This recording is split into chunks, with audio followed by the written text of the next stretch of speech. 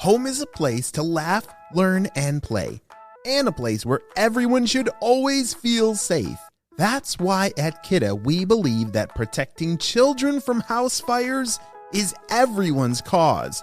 Join us in our mission to help families everywhere learn about fire safety so we can help keep children safe at home and ensure lots more laughs in the future. Learn about the importance of smoke alarms and creating your own home fire safety plan at cause4alarm.org.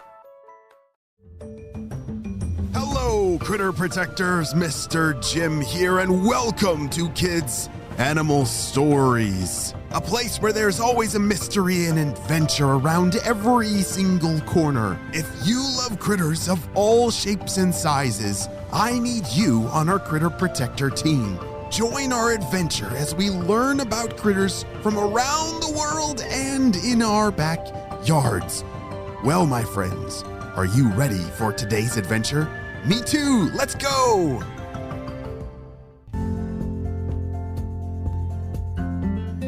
It was a beautiful spring day as Xander and Damaris had been working very hard on making their nest cavity in an old tree. Wait a second. What does cavity mean? I always think of cavity as something that I don't want in my teeth. Oh, no, Xander and Damaris, they're not getting cavities in their teeth because birds don't have teeth. They're actually building a hole inside of an old tree. Two questions. One, how in the world are they making a hole in the side of a tree? And two, why do you think they're making a hole in a tree? Well, these two birds are called pileated woodpeckers, which are ginormous woodpeckers that need to dig a pretty large cavity in the side of trees to make their nest. Oh, and that's exactly what they're doing. You see, Damaris was going to be laying eggs very soon, so they had to finish their nest in a hurry. Damaris, do you think this is a good spot? Asked Xander. I don't know. That one doesn't seem high enough, said Damaris. You see, Damaris wanted their cavity in the tree to be higher than they had ever built before. She had been planning and talking it over with Xander all winter, and she decided it was best to be over 50 feet high in an old pine tree. Xander had picked the pine tree because it's a softer wood and easier to peck at. Hold on a second.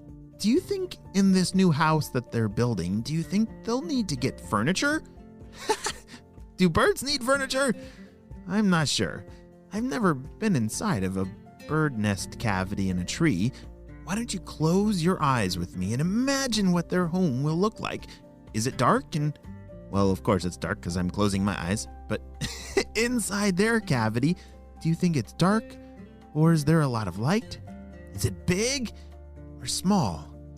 So many questions. Let's find out. The sound of Xander banging his beak up against the side of this old pine tree was echoing through the hills. Hey, honey, why don't you take a break? Said Damaris. I could really use a snack. Would you mind looking up to see where one of our caches are? Like one that's close by with some acorns. Oh, absolutely. I'll do that right now, said Xander. Xander flew over to this other tree, which they had hidden his map. You see, Xander, the pileated woodpecker, he had a map of all the caches that he and Damaris had made over the years. Do you remember what a cache means? I think we've done a few stories a little while ago about caches. That's where critters bury all their food, or at least the food that they want to save for later. They might dig a hole or put it inside an old stump and then they hide it. It's kind of like their pantry that they have to hide in the woods or out in the wild. And oftentimes they forget exactly where their caches were. So that's why it's good that Xander had made a map. Hey, Damaris, I think I found where the closest cache is going to be. I'm going to fly down there and check it out, and I'll be right back. He dove down from the branch he was on to where that cache was, and sure enough, there it was. This was in an old hollow log. As he peered inside, it was empty. Wait a second. We have definitely never used this food, said Xander. Oh man, where'd it go? Xander was a little frustrated. He flew back up to a higher branch to take a look at that map again. Maybe he got this one wrong. As he was studying this map, he heard two critters off in the distance. Wait a second. I remember those two. That's Melody, the red-headed woodpecker, and Sienna the squirrel. Do you remember that story about them that we did several weeks ago? Yeah, Melody was that woodpecker that her mom wanted her to start making her own caches that she could use for lunch at school, and Sienna the squirrel was the awesome friend that helped Melody learn how to build a cache. And they're right down there. Melody was carrying a large bag, looked like full of acorns, and they were walking back to school. She was probably going back to have lunch. But Xander noticed that they were walking away from that log that he was just at. The cache that was missing all that food? Wait a second. Did they steal his food? Just then, as Melody and Sienna were walking back towards school, a ginormous woodpecker zoomed and landed right in front of them. "Ah!" shouted Sienna the squirrel. "Don't eat me!" Did you two just steal my acorns? Melody and Sienna were speechless. Were those your acorns? I'm so sorry. We couldn't find the caches that we had made, and then we found that one in that log over there, and we thought maybe we forgot that we put them there, but if they're yours, I'm very, very sorry. Here, take them back. Melody, the red-headed woodpecker, handed this bag of acorns back to Xander, the giant pileated woodpecker. Oh, no, it's okay. I understand. It was an accident. Why don't you keep those acorns? Sienna and Melody were both in shock. One, they had never seen a woodpecker this big before. And two, they were also very pleasantly surprised that he was really nice to them. What kind of woodpecker are you? I've never seen one as big as you. Xander laughed to himself and said, Well, I'm a pileated woodpecker. I do get that a lot. Critters are often afraid of me because I'm such a large woodpecker, but I'm actually a pretty nice guy. Again, we're so sorry that we accidentally found your cache instead of ours, said Sienna. Oh, it's okay. Actually, here, let me show you guys this.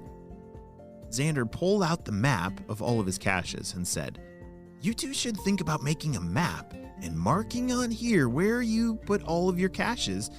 Then it'll be a lot easier to find later. That is such a good idea, shouted Melody. Thank you so much. We have to get back to school, but thank you, and maybe we'll see you later. As Xander waved goodbye, he flew back up to where Damaris was sitting on that branch. Did you find me something to eat, Xander? I'm sorry, I forgot. There was kind of a misunderstanding down there, but hang on 1 second. Xander dove back down off the branch to one of the other caches, grabbed some acorns, and brought them back up. As he handed Damaris some of the acorns, all of a sudden, in the distance, there was a loud boom crash. It startled both of them as two of their acorns fell off their wings and down to the ground. Oh no, it's starting to rain, said Damaris. Thankfully, Xander had already built most of the cavity in that tree way up high, so they were able to duck inside as the rain started to pour. Have you ever been outside right when it starts to rain? Yeah, and we race inside or run back to the car as fast as we can. Yeah, that's what they were doing because they didn't want to get soaking wet, especially with these delicious acorns that needed to be eaten. As they were cuddled up inside of their new home that they had just built, all of a sudden, they heard a sound. They looked over to the door of their home and they saw two very shadowy figures. Ah! They both shouted, and Damaris covered her eyes with her wings. What could it be? Was it Melody and Sienna, or could it be something else? Like a raccoon or a possum? A unicorn even? Oh, a bear? I don't know what in the world is going to happen, but we're going to have to wait and see what happens on the next episode of Kids Animal Stories.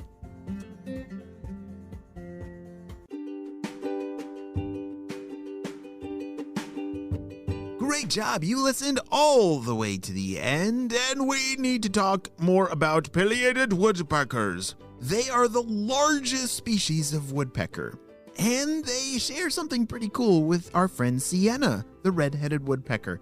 You see, pileated woodpeckers also have beautiful red heads, except they're just ginormous compared to a normal red-headed woodpecker. And they're amazing at carving out these dens and homes inside of a tree. It's a good thing they have a very strong beak that can pound away at it like a hammer. Now I need your help celebrating 2 birthdays. Drum roll, please. Happy birthday, Dublin, who's turning 6 years old. Her favorite animal's a black jaguar. She loves to draw and wants to be a veterinarian when she grows up. Wow, Dublin, I'm so glad that you are on our Critter Protector team and you got to celebrate your big day on the show. And next up, we have a kid who turned 6 in July, and his name is Mateo. Happy birthday, Mateo is just turned 6 years old. Holy smokes, and I hear you're just starting kindergarten, which is so fun, and you learn so much. Well, Mateo, I'm so glad that you are on our Critter Protector team and that we got to celebrate your big day on the show. Happy late birthday! Woohoo! Home is a place to laugh, learn, and play, and a place where everyone should always feel safe. That's why at Kidda we believe that protecting children from house fires is everyone's cause. Join us in our mission to help families everywhere learn about fire safety so we can help keep children safe at home and ensure lots more laughs in the future.